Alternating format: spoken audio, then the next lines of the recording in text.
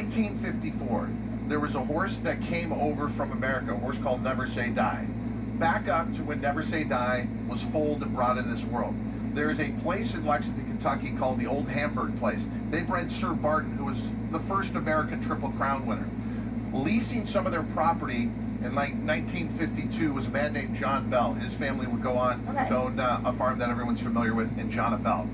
He comes home one night after a date with his wife.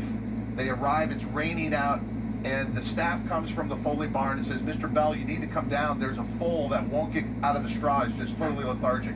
He grabs a bottle of bourbon as he walks out of the house, throws his raincoat on. He walks down to the Foley barn. He sees the foal lying there, and he pours the bourbon down the foal's gullet. The foal gets up, spits out some mucus.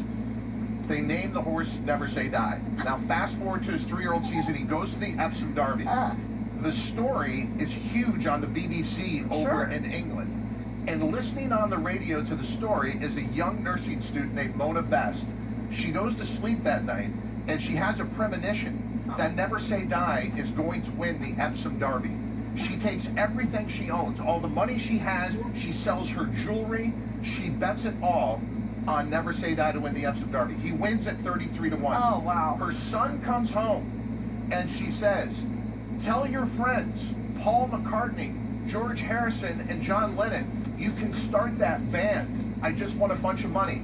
It was Pete Best's mom, Mona Best, who bought the original chateau where the Beatles would have their first concerts. There may have not been a Beatles without the win in 1954 by the American horse Never Say Die in the Epsom Derby. That